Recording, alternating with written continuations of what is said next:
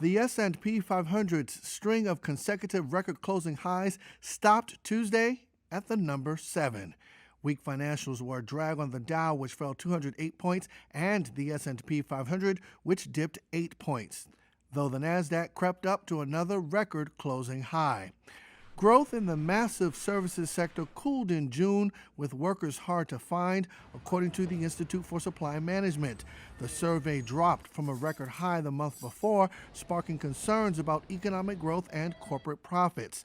Nick Colas is co-founder of Data Trek Research. But if you look at the Treasury, the 10-year Treasury yields are really collapsing, and that's giving some people pause about what could happen in the back half of the year and into 2022. The market's expecting a lot of robust earnings growth, and if we don't see it all come through starting in the next 2 weeks, I think equities will feel that they're probably a little bit overextended, and today is that first whiff of a growth scare that we're seeing. Oil prices dropped as members of OPEC Plus continued to spar. In a rare public feud, Saudi Arabia wants to move slowly in reversing some of the historic production cuts put in place during the height of the health crisis.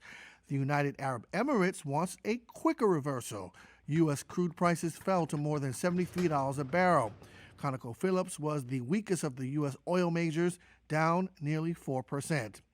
Adding to the angst on Wall Street, Chinese regulators ordered Didi Global, China's version of ride-hailing app Uber, to be taken down from the App Store in that country.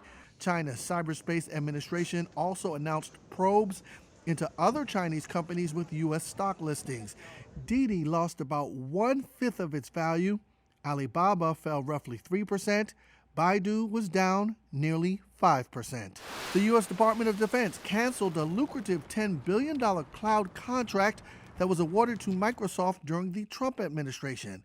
It's likely the contract could now be split between Microsoft and Amazon.